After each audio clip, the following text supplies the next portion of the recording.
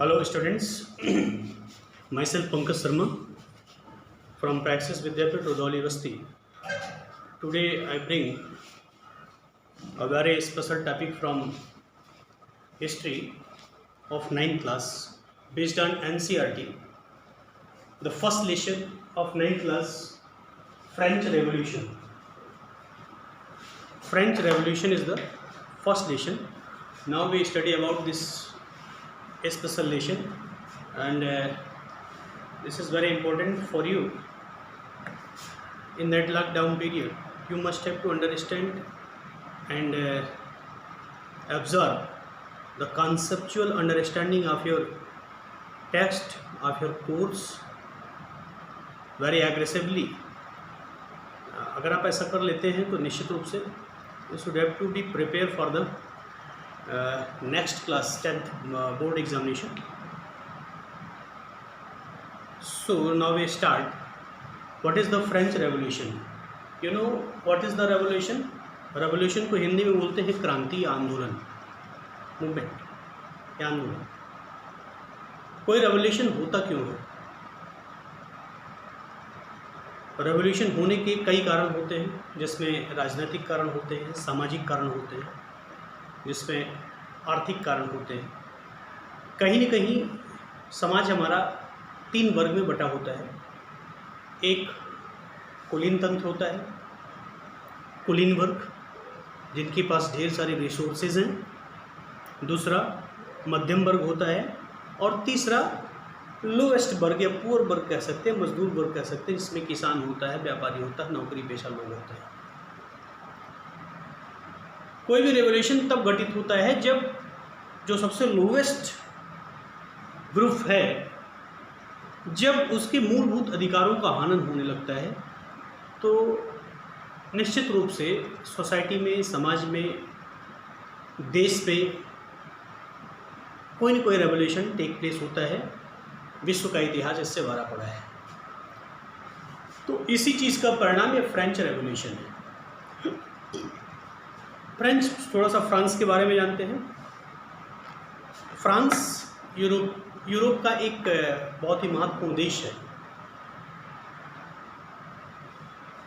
1774 में फ्रांस की गद्दी पर लुई 16वां, वहाँ जो राजवंश परंपरा रही है उनको लुई नाम से जाना जाता था. 13वां, 14वां, 15वां, ऐसे 16वां ऐसे बोला जाता है. लुई 16वां वहाँ की राजगद्दी पर बैठा, और स्टार्टिंग कहाँ से हुई? लुई 14वें के शासनकाल से हुई. और ये पूरी तरह से निरंकुश शासन प्रणाली थी. मीन्स पूरा का पूरा सॉवरेंटी मीन्स संप्रभुता, अधिकार, वो राजा के हाथों में नहीं था. और ऐसी स्थिति में अगर राजा निरंकुश हो जाए, राजा स्वेच्छाचारी हो जाए, सिर्फ अपनी बात मनवाने के चक्कर में आ जाए, ऐसी स्थिति में उस राज्य का प्रशासनिक व्यवस्था, राजनीतिक व्यवस्था, सामाजिक और आर्थिक व्यवस्था पूरी की पूरी तरह ध्वस्त हो जाता है. तो 1789 में 14 जुलाई 1789 में फ्रेंच रेवोल्यूशन हुआ. अब फ्रेंच रेवोल्यूशन होने के कारण क्या थे? सबसे पहले इसके रीजंस पे ध्यान देते हैं, फिर ये कैसे टेक प्लेस हुआ इसी में ही आ जाएगा, और इसके क्या परिणाम निकले, और पूरे विश्व पर इसका क्या इफेक्ट पड़ा. What is the effect of this revolution on the whole world, over the whole world. तो सबसे पहले इसके रीज़न देखते हैं कि हुआ क्या है.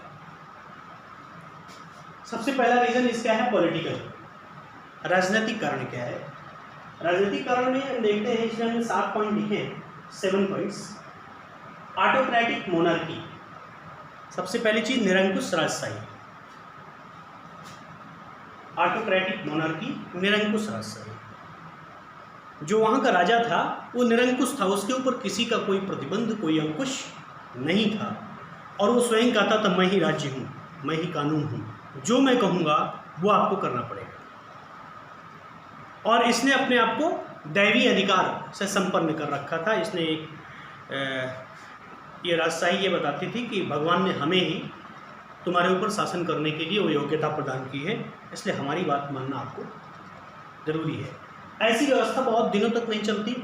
प्रजा के मन में धीरे धीरे असंतोष बढ़ता गया, क्योंकि लुई 14वें के काल से यह असंतोष स्टार्ट हो गया था और लुई 16वें के शासनकाल में जा कर के ये स्टार्ट हो जाता है और ये क्रांति शुरू हो जाती है। तो एक पहला कारण ये था ऑटोक्रेटिक मोनार्की, निरंकुश राजशाही। Second, luxury of court. दूसरा, कोर्ट की विलासिता। राजा का जो राज दरबार था उसके पंप एंड शो थे, उस पर अनर्गल धन खर्च होता था, उसका कोई हिसाब किताब नहीं होता था। और वो धन आता कहाँ से था? जनता से। वो धन कहाँ से आता था? जनता से आता था। जनता का धन राजा तथा राजशाही तथा उसके नौकरशाहों के लिए खर्च होते थे और उसका कोई हिसाब कोई किताब नहीं होता था कि क्या पैसा किस मद में जाना चाहिए, क्योंकि जनता का पैसा जनता के लिए खर्च होना चाहिए, राजशाही को एक लेवल तक ही रहना चाहिए। तो इससे क्या हुआ, वहाँ की पूरी अर्थव्यवस्था डाउन हो गई। फिर थर्ड पॉइंट है एडमिनिस्ट्रेटिव करप्शन। जब राजा निरंकुश हो जाता है, सिर्फ अपनी बात मनवाने की कोशिश करता है, तो चापलूसों की भीड़ उसके आसपास इकट्ठा हो जाती है और उसके जो सिपा सालार होते हैं, उसके जो कर्मचारी होते हैं, वो क्या हो जाते हैं? भ्रष्ट हो जाते हैं। तो लुई 16वें के भी सारे कर्मचारी भ्रष्ट हो गए थे। इनका जो एडमिनिस्ट्रेटिव करप्शन इस आधार पे हो गया कि घूसखोरी की बढ़ोतरी हुई, राज्य के बड़े बड़े पदों पर सिर्फ सिफारिश के माध्यम से नियुक्ति होती थी, यानी जिसकी लाठी उसकी भैंस, ये स्थिति यहाँ हो गई। इससे जनता पूरी तरह क्षुब्ध हो गई। तीसरा, एडमिनिस्ट्रेटिव प्रशासनिक अव्यवस्था। और जब ये स्थिति आ गई तो राजा का अपने प्रशासन पर से पकड़ पूरी तरह से खत्म हो गया। जो छोटे छोटे फ्यूडल लोग थे, सामंतीय व्यवस्था वाले लोग थे, जो सामंत थे, वो भी अपना सर उठाने लगे और मनमानी जनता के ऊपर जुल्म ढाने लगे। यानी राज्य के अंदर सारी व्यवस्था दुर्व्यवस्था में बदल गई, सुव्यवस्था दुर्व्यवस्था में बदल गई और जनता में असंतोष बढ़ने लगा। फिफ्थ पॉइंट है वीक जुडिशरी, कमजोर न्याय प्रणाली। जब ये स्थिति होती थी, वहाँ की न्याय प्रणाली क्या थी कि साधारण जनता को अपने न्याय के लिए जितनी आवश्यकता थी उससे 10 गुना अधिक धन खर्च करना पड़ता था, फिर भी उनके पक्ष में न्याय नहीं जाता था। दूसरा, न्याय प्रणाली पे पूर्णतः राजा का अधिकार होता था। राजा अगर कह देता था कि इस मामले में ये निर्णय देना है, तो जजेस या जुडिशियरी की हिम्मत नहीं थी कि वो उसके विरुद्ध कोई निर्णय दे पाते। यानी न्याय व्यवस्था में, न्याय प्रणाली को कोई स्वतंत्रता नहीं थी। Sovereignty totally intertwined in the hand of king, राजा के हाथ में नहीं थी। तो विदाउट सॉवरेंटी, न्याय प्रणाली के अंदर सॉवरेंटी होनी चाहिए, लेकिन ऐसा यहाँ नहीं था। इससे जनता अपने छोटे छोटे कामों, छोटे छोटे डिस्प्यूट्स भी नहीं, उसका निराकरण नहीं करवा पाती थी और उसके अंदर असंतोष बढ़ता चला गया। इसके बाद अधिकेंद्रित प्रशासन, सेंट्रलाइज एडमिनिस्ट्रेशन। अधिकेंद्रित प्रशासन मतलब क्या हुआ कि संपूर्ण व्यवस्था, संपूर्ण पावर, पूरी की पूरी शक्ति किसके हाथ में थी? राजा के हाथ में थी और वो जो कह देता था वही होता था, बाकी और कोई कुछ नहीं कर सकता था। इस व्यवस्था को लेकर के सामान्य व्यक्तियों की बात भी नहीं सुनी जाती थी। ऐसी स्थिति में क्या हुआ कि जनता के अंदर आक्रोश बढ़ता गया। इसके बाद व्यक्तिगत स्वतंत्रता का अभाव था। अगर ये सेंट्रलाइज एडमिनिस्ट्रेशन होगा तो व्यक्तिगत स्वतंत्रता का अभाव होगा। किसी व्यक्ति को, यानी आपको खाना भी अगर खाना है, आपको अगर अपने पर्सनल कोई काम करने हैं, तो उस पर भी आपको राजा की या उनके अधिकारियों की अनुमति लेनी पड़ती थी और अनुमति मिले या न मिले या उनके ऊपर डिपेंड करता था। यानी you can't do your personal work also personally.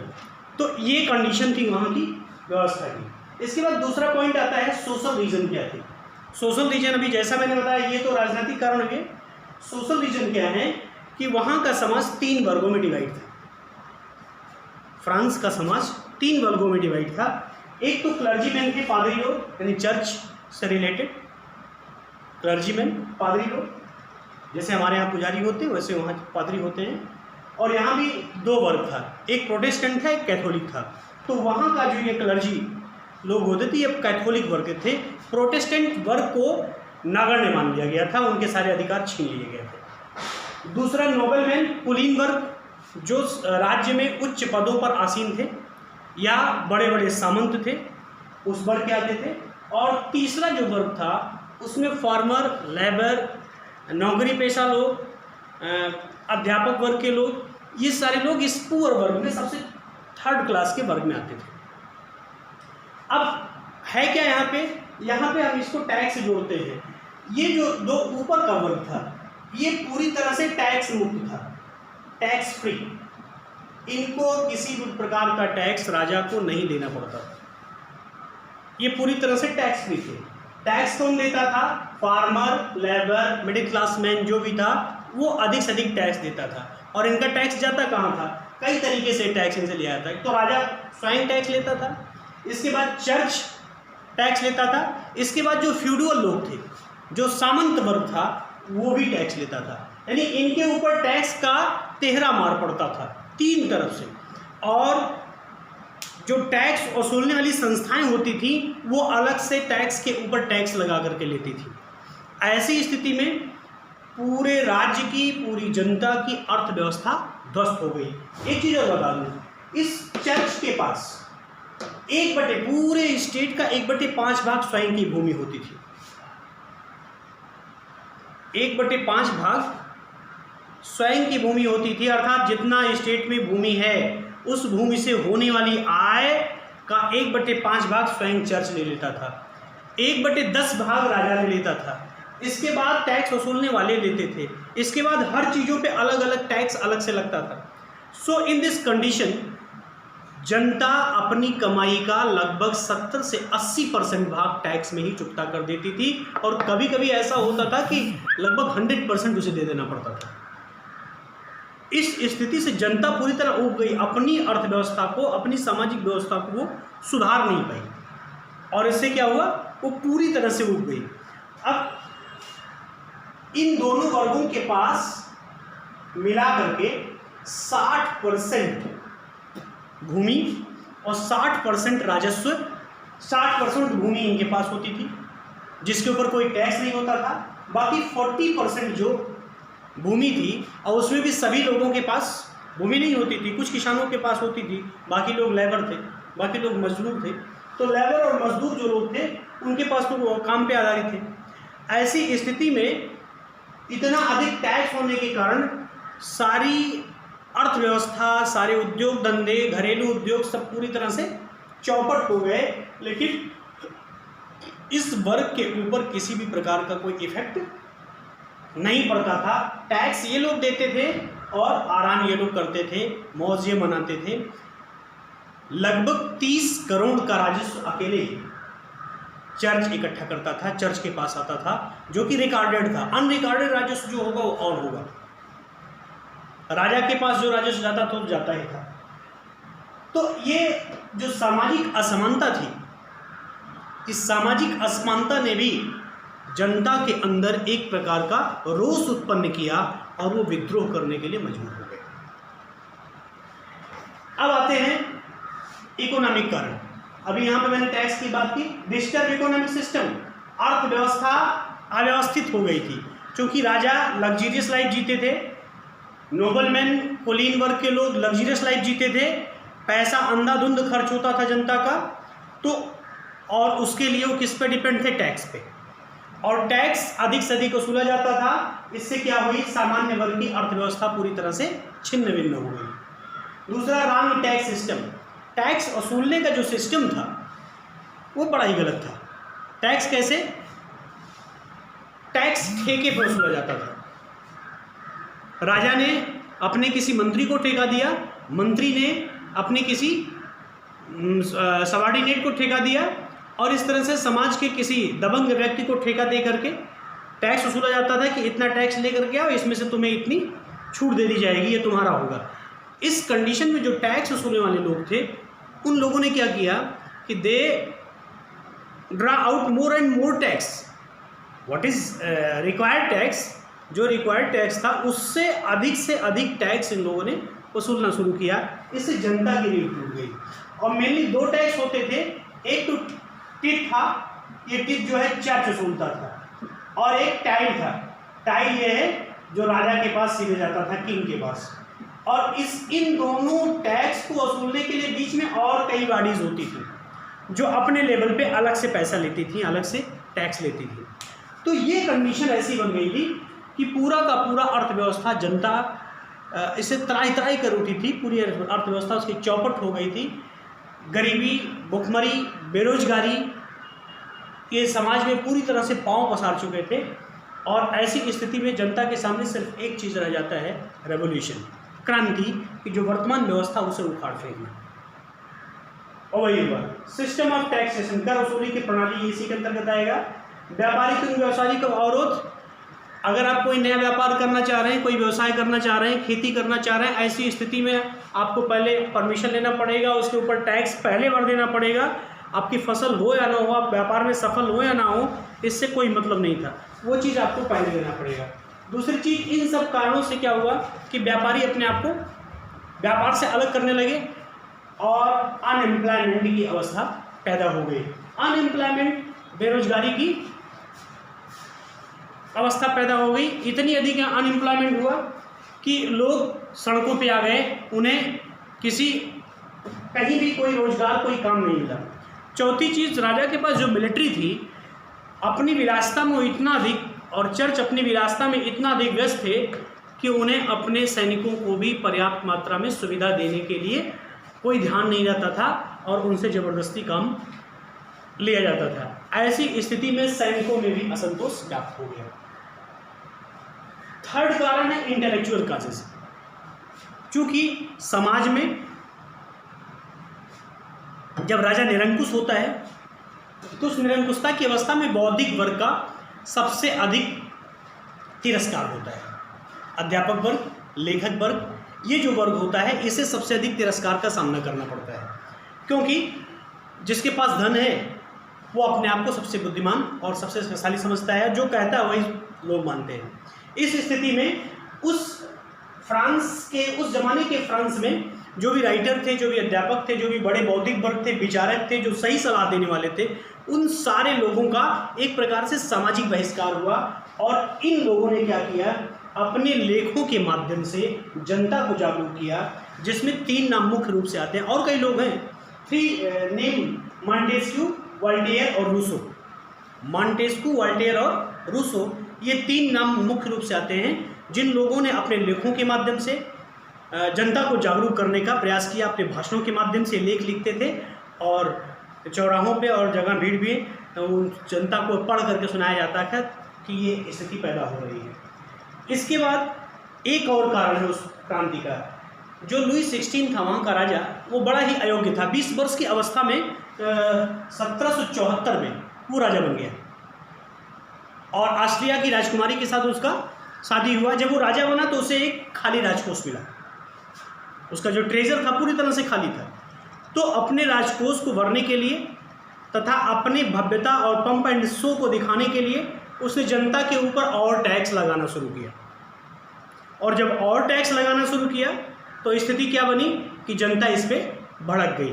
कैसे भड़की?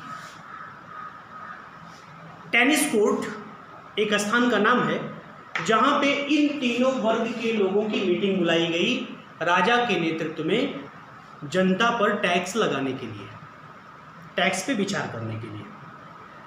इस वर्ग से 300 लोग आए, इस वर्ग से 300 लोग आए और इस वर्ग से लगभग 600 प्लस लोग आए। जो मजदूर वर्ग था 600 प्लस। वहाँ क्या हुआ, बैठने की जो व्यवस्था बनाई गई, एक टेबल रखा गया, एक वर्ग इधर बैठ गया, एक वर्ग इधर बैठ गया और जो पुअर वर्ग था उसे उसके पीछे खड़ा कर दिया गया और एकदम डिसाइड किया गया वहाँ पे कि हाँ इनके ऊपर और टैक्स लगाया जाए। इससे जनता वहीं भड़क गई और समाज के मजदूर, लेखक, अध्यापक, विचारक, सैनिक, जितने भी लोअर क्लास के लोग थे वो सभी के सभी लोग उस टेनिस कोर्ट में इकट्ठा हुए और उन लोगों ने राजा के विरुद्ध विद्रोह कर दिया, कुलीन वर्ग के विरुद्ध विद्रोह कर दिया, चर्च के विरुद्ध विद्रोह कर दिया और काफ़ी मात्रा में जनहानि हुई, धन हानि हुई, काफ़ी लोग मारे भी गए, और ऐसी स्थिति में पूरा का पूरा ये व्यवस्था चौपट हो गई और उन लोगों ने वहीं पे अपना एक नया प्रशासनिक प्रणाली का निर्माण किया और उस प्रशासनिक प्रणाली में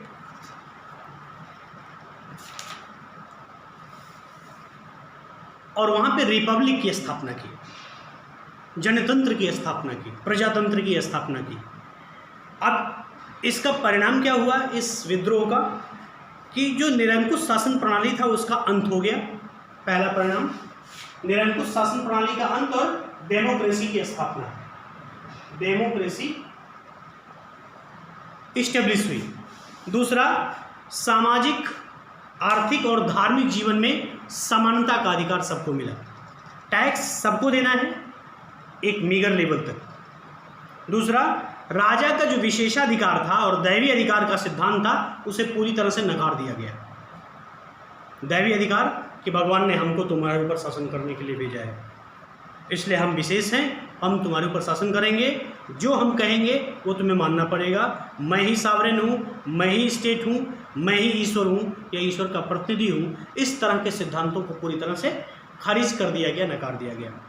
तीसरा, फ्यूडल सिस्टम को एबॉलिश कर दिया गया। फ्यूडल यानी सामंतीय व्यवस्था, जैसे राजा के और सिपासालार और उनके अलग अलग लोग, तो सामंतीय व्यवस्था को पूरी तरह से समाप्त कर दिया गया। और जो सामंतों को कर जाता था या समाज के छोटभैये लोग जो होते थे वो जो कर वसूलने का काम करते थे ठेके पर, वो अलग से कर लेते थे, वो सारी व्यवस्था खत्म कर दी गई। यहाँ पे जो कुलीन तंत्र था, क्लर्जीमैन और नोबलमैन, ये जो कुलीन तंत्र थे इन्हें पूरी तरह से इनका जो विशेषाधिकार था समाप्त कर दिया गया, इन्हें भी सामान्य वर्ग में लाया गया। और सबसे बड़ी चीज़, कर प्रणाली में सुधार कर दिया गया। कर कैसे दिया जाएगा, कर को वसूलेगा कौन, इसका और अलग से सिस्टम क्या होगा, ये सारे सिस्टम को उन लोगों ने वहाँ पे इवाल्व किया। तो ये था फ्रांस की क्रांति। और इस फ्रांस की क्रांति पे कुछ ओपीपी वाले क्वेश्चंस हम आपको देंगे। अभी इसमें आगे नेपोलियन का टाइम आएगा और वोमेंस के एक्शन, वोमेन ने उसमें क्या क्या किया था, उनकी क्या भूमिका रही है, तथा नेपोलियन को कैसे राजा बनाया गया और उसने क्या किया, इसके बाद उसका क्या परिणाम आया, इस एक लेक्चर में और जाना है जो कि नेक्स्ट लेक्चर में आपके पास जाएगा। Thank you.